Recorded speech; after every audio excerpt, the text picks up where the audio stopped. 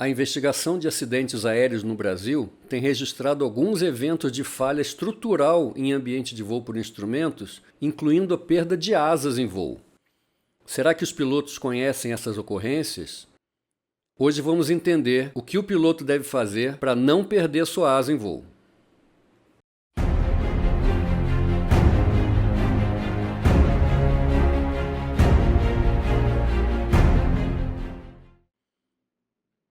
Em maio de 2019, um Piper PA-28 estava realizando um voo em rota entre Salvador, na Bahia, e Maceió, em Alagoas.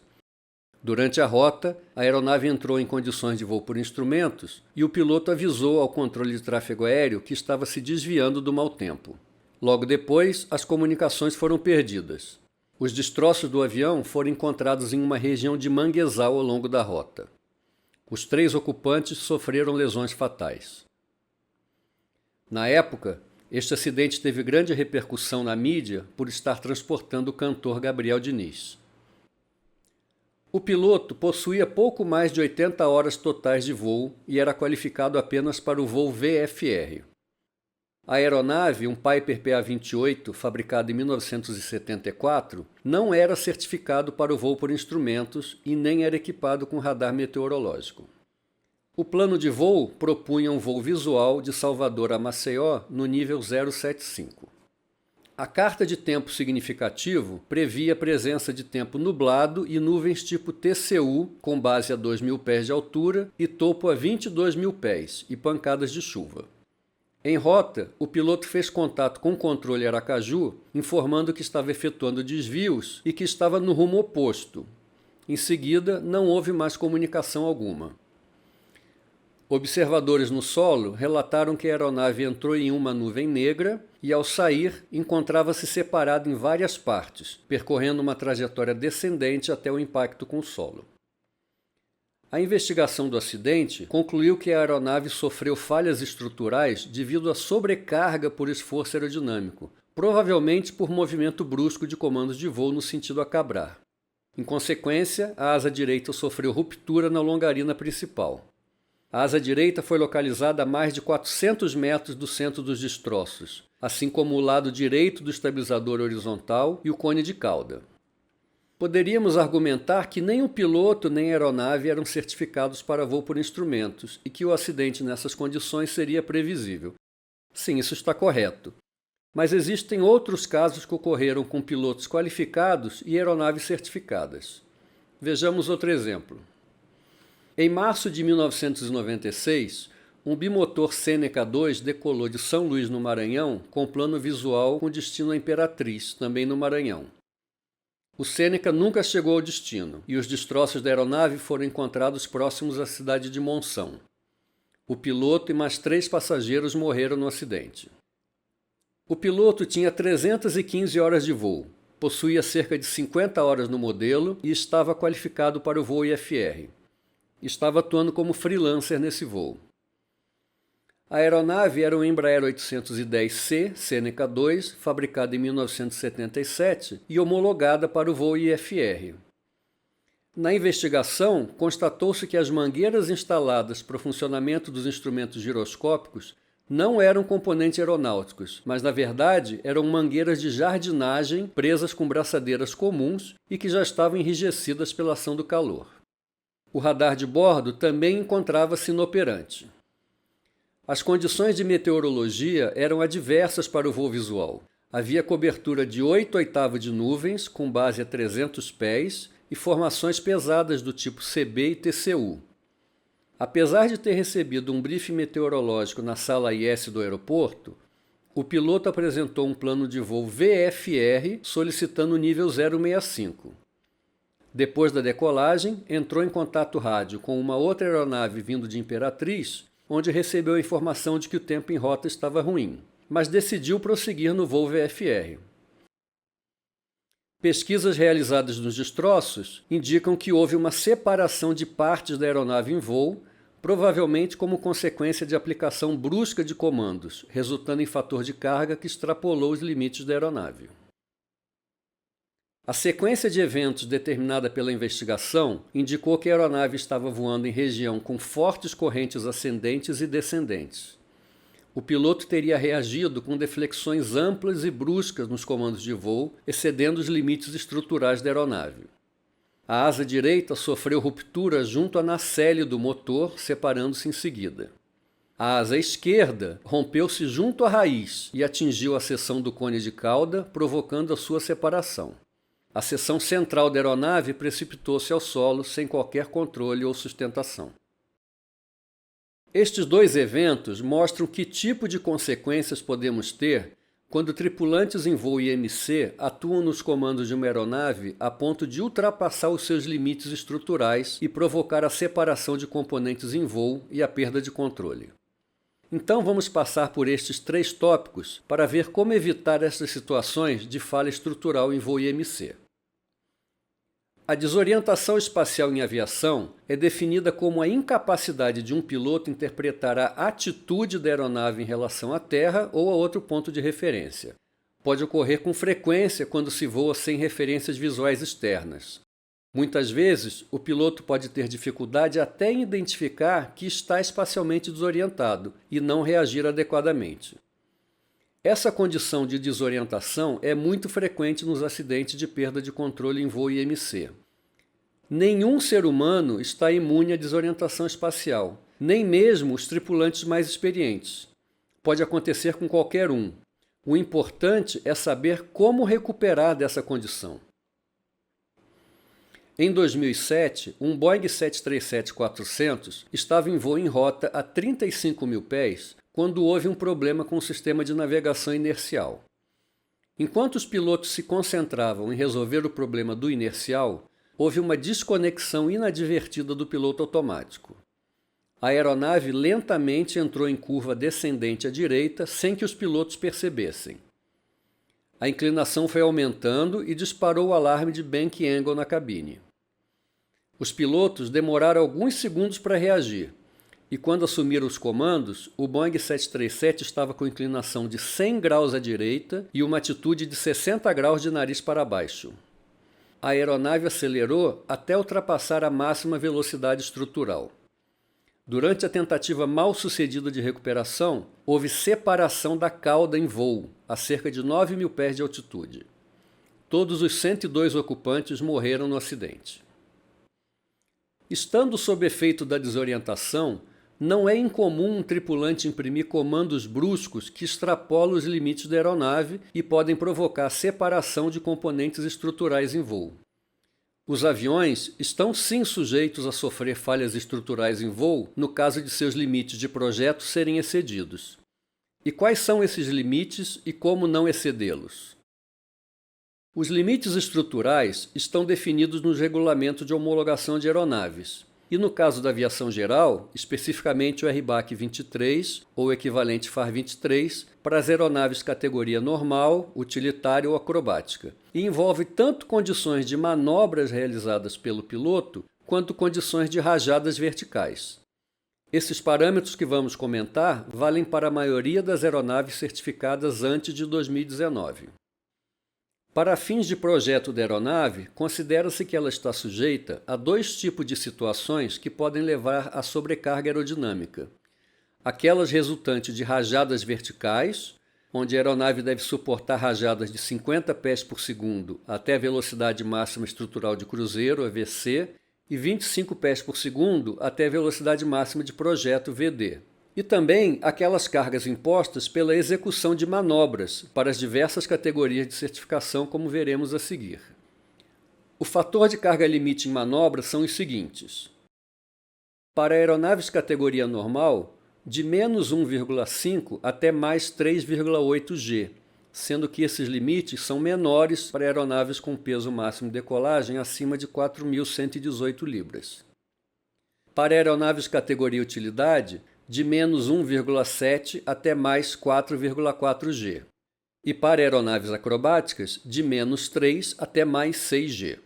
Ultrapassados esses limites, não quer dizer que a sua asa imediatamente sairá em voo, mas sim que ela vai sofrer deformações estruturais que podem ser permanentes e ainda acelerar o processo de fadiga e enfraquecimento do componente. E os dois acidentes com aeronaves leves comentados no começo desse vídeo demonstram que falhas estruturais em IMC podem acontecer por um excesso de comando de voo. O que é fator de carga e por que pilotos têm chance de exceder o seu limite em ambiente IMC? Suponhamos um avião em voo nivelado estabilizado. Nessas condições, as asas estão produzindo uma força de sustentação equivalente ao peso. Assim, se esse avião pesa 2.000 kg, em condições de equilíbrio, as asas estão produzindo uma força de sustentação de 2.000 kg. Mas se quisermos manobrar esse avião, por exemplo, puxando o nariz para cima, precisamos aumentar a força de sustentação. Assim, a nova força de sustentação seria igual ao peso multiplicado por um fator. Esse fator N é o chamado fator de carga e é expresso em G. Se isolarmos o N na fórmula, vamos ver que o fator de carga é igual à sustentação sobre o peso. Assim, se o piloto faz um comando de profundor que aumenta a força de sustentação na asa para 4.000 kg, por exemplo, nesse mesmo avião que pesa 2.000, o fator de carga será igual a 4.000 dividido por 2.000, que é igual a 2G. Então, para fazer uma manobra com fator de carga de 2G, a asa está produzindo uma força de sustentação 2 vezes maior que o peso da aeronave. Nesse caso, 4.000 kg de força para cima. Agora, é importante conhecer quais fatores afetam o fator de carga e quais o piloto tem controle. Vamos falar um minutinho de algo que muitos não gostam, que é fórmula. Mas não desistam, esse pedaço é bastante importante para entender o que fazer para sua asa não soltar em voo. Nessa fórmula, aprendemos que o fator de carga é igual à sustentação dividida pelo peso. Quais os fatores que compõem a sustentação? Lembram da fórmula de sustentação? É igual a metade da densidade do ar, vezes o quadrado da velocidade, vezes a área da asa, vezes o coeficiente de sustentação. Todo piloto sabe disso. Substituindo esse termo na fórmula de fator de carga, fica assim. Calma que vai ficar mais simples. Nessa fórmula, imaginando uma condição específica e momentânea, alguns desses fatores estão sob controle do piloto e outros fatores não. A densidade não está sob controle do piloto e a área da asa também não. Então, para uma condição momentânea, para definir a sustentação que uma asa pode produzir, os fatores que estão sob o controle do piloto são a velocidade e o coeficiente de sustentação do aerofólio, o CL. Bem simples, né? E o controle que o piloto tem sobre o CL é modificando o ângulo de ataque da asa.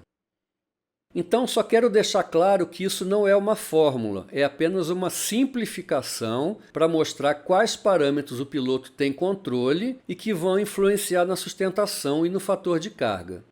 Esses fatores são a velocidade e o CL através do ângulo de ataque. Agora vamos ver o diagrama VN para saber como nos proteger de uma perda de asa. Esse diagrama mostra dois parâmetros importantes: aquilo que o avião pode fornecer e aquilo que ele pode suportar. São duas coisas diferentes, o que ele pode fornecer e o que ele pode suportar, e vamos explicar isso. A carta mostra no eixo horizontal a velocidade indicada e no eixo vertical o fator de carga. Essa linha mostra o envelope em voo nivelado a 1G, que é a mesma representação que aparece no arco verde do velocímetro do avião.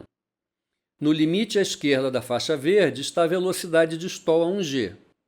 Isso significa o seguinte: esse é o menor valor de velocidade onde a asa do avião está produzindo sustentação igual ao peso.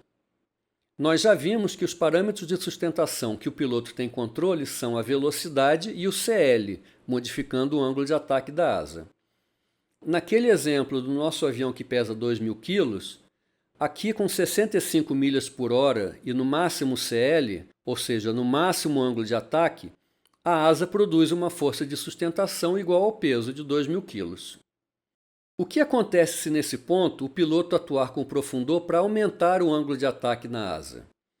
Tente lembrar dos seus treinamentos de stall. O que acontecia se você tentasse aumentar o ângulo de ataque quando voando bem próximo do stall? a asa estolava, certo? A 65 milhas por hora, essa asa só consegue produzir 2.000 kg de sustentação, pois estamos dependentes do ângulo de ataque para o CL máximo. Se quisermos que a asa produza uma força de sustentação equivalente ao dobro do peso, 4.000 kg, ou seja, um fator de carga de 2G, isso só seria possível com pelo menos 90 milhas por hora de velocidade indicada.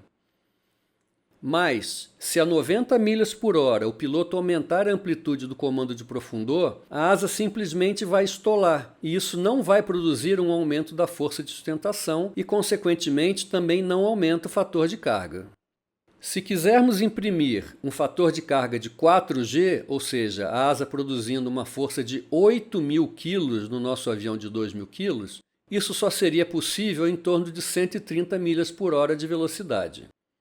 Essa linha vermelha representa o máximo de sustentação que uma asa pode produzir para uma determinada velocidade. É a combinação do CL máximo com aquela velocidade. Qualquer tentativa de aumentar o fator de carga aumentando o ângulo de ataque naquela velocidade provoca o stall da asa. E se quisermos que a asa produza uma força de sustentação de 10.000 kg, ou seja, 5 vezes o peso da aeronave, isso seria possível? Sim, seria possível se a aeronave estivesse voando a 145 milhas por hora ou acima. Só que essa força de sustentação 5 vezes maior do que o peso estaria além do limite estrutural do avião e entraríamos na região de dano estrutural. Então vejam o seguinte, dependendo da velocidade, um aumento do ângulo de ataque até o CL máximo pode apenas produzir um stall momentâneo da asa, sem aumentar a força de sustentação, ou pode produzir um aumento da força até exceder os limites estruturais do avião. Aqui um ponto extremamente importante do gráfico, a chamada velocidade de manobra, que às vezes os pilotos não dão a devida importância. Até esse valor de velocidade, qualquer amplitude de comandos do piloto para aumentar o ângulo de ataque vai colocar a asa em uma condição de stall, ou seja, a asa não vai produzir sustentação maior do que aquela limitada pela linha vermelha. Portanto, o fator de carga não vai aumentar além do que está mostrado na linha vermelha. Em qualquer velocidade de voo até velocidade de manobra, o piloto não vai extrapolar os limites estruturais da aeronave, mesmo aplicando deflexão máxima de comandos, pois isso vai provocar antes um stall de asa. Dois limites importantes desse gráfico. As linhas vermelhas indicam o máximo que o avião pode fornecer. As regiões laranja e vermelha significam o máximo que o avião pode suportar. Agora, imaginemos o seguinte. O piloto está voando a aeronave em voo de cruzeiro IMC, digamos com 170 milhas por hora dentro da região verde de velocidade. Se nessa velocidade o piloto experimentar uma desorientação espacial e aplicar um comando amplo ou brusco, ele está operando na faixa de velocidade onde a asa pode produzir sustentação que leva o fator de carga a um valor de quase 7G, que é a região de falha estrutural, ou seja, vai provocar a perda da asa em voo. É por isso que algumas desorientações espaciais em IMC resultam em perda da asa em voo, porque a velocidade aumenta e o piloto desorientado atua nos comandos em uma faixa onde a asa produz muita sustentação para aquela condição e excede os limites do avião. Observe nesse exemplo que se o piloto desorientado efetuar uma manobra brusca com o avião apenas 30 milhas acima da velocidade de manobra, ele já está sujeito a provocar uma falha estrutural. Ah, então falha estrutural só acontece se o piloto manobrar a aeronave de forma abrupta? Não. Os requisitos trazem uma outra exigência de projeto, que é resistir a rajadas verticais de até 50 pés por segundo até a máxima velocidade estrutural de cruzeiro, que é o limite direito da região verde, que é o mesmo limite superior do arco verde no seu velocímetro. Estas linhas diagonais mostram até onde vai o fator de carga em cada velocidade se o avião receber uma rajada de 50 pés por segundo. Se a aeronave estiver operando na região verde, uma rajada leva o fator de carga até esses limites das linhas diagonais e que estão dentro dos limites estruturais do avião. Mas existe uma velocidade acima da qual, se a aeronave tomar uma rajada de 50 pés por segundo, ela vai ultrapassar o fator de carga limite e entrar na região de dano estrutural. Essa velocidade é definida no seu manual como a máxima velocidade estrutural de cruzeiro. A partir dela, começa o arco amarelo no velocímetro. Assim, se você estiver operando no arco amarelo e receber uma rajada vertical naquela intensidade, essa rajada vai produzir um aumento no ângulo de ataque local do aerofólio e pode levar a força de sustentação a valores acima do limite estrutural do avião, sem o piloto fazer qualquer input de comando de voo. É simplesmente o ângulo de ataque local, resultado de uma rajada vertical. Daí o perigo de voar em área de turbulência com velocidades mais altas. Sem contar que as duas coisas podem acontecer ao mesmo tempo, ou seja, um comando brusco em resposta a uma rajada. Aí a coisa se complica ainda mais. Relembrando, a velocidade máxima estrutural de cruzeiro, VC ou VNO, dependendo da certificação da sua aeronave, é a velocidade até onde uma rajada vertical de 50 pés por segundo ainda mantém um avião em fatores de carga dentro dos limites estruturais. Ela é o topo da faixa verde no velocímetro, mas ela não protege de manobras comandadas pelo piloto que excedam o valor do fator de carga. O piloto estará protegido de manobras que provoquem excesso de fator de carga quando voando abaixo da velocidade de manobra, pois abaixo dessa velocidade a asa estola antes de produzir sustentação que exceda o fator de carga limite, mesmo sendo aplicada a deflexão total dos comandos. É importante salientar que a velocidade de manobra protege a estrutura para uma aplicação de comando no batente. Depois que um A300 perdeu a deriva em voo decolando de Nova York em 2001, porque o piloto aplicou contínuos comandos de pedal do leme, o FAA emitiu um aviso sobre essa condição, pois aplicações continuadas de batente a batente impõem forças para as quais as estruturas não foram projetadas. Também é bom lembrar que a velocidade de manobra varia com o peso da aeronave. Quanto menor o peso, menor a velocidade de manobra. Esta figura é um recorte do manual do piloto do Seneca 2, o mesmo avião do acidente que comentamos ocorrido no Maranhão, e mostra as velocidades de manobra, evidenciando uma VA de 136 nós para peso de 4.560 libras e uma VA de 121 nós para um peso de 3.068 libras. Por que a velocidade de manobra diminui com o peso? A California wildfire becomes a killer. A passerby shot amateur video showing the wings fall off a C-130 tanker plane just before it plunges to the ground. All 3 people on board were killed. Esse vídeo mostra um C-130 que teve uma falha estrutural que levou ao desprendimento das asas em voo. Nós já vimos que o fator de carga é igual à sustentação sobre o peso, certo? Utilizando números arbitrários apenas para orientar o raciocínio, imaginemos que em certa velocidade uma asa produz uma força de sustentação de 100 em um avião que pesa 50. Isso significa um fator de carga de 2G. Imaginemos, porém, o mesmo avião pesando agora 25 e a mesma asa capaz de produzir uma força de sustentação de 100. Isso representa um fator de carga de 4G, explicando como a diminuição de peso implica em um aumento do fator de carga. Daí o fato da velocidade de manobra ser definida em um valor mais baixo, a fim de controlar a sustentação máxima que a asa pode produzir e não exceder os limites do avião. Como sempre, cheque o seu manual para saber como esses valores estão definidos. Como último tópico, pensamos em dar ao piloto ferramentas para decidir sobre o voo em ambiente MC para evitar aquele tipo de consequência.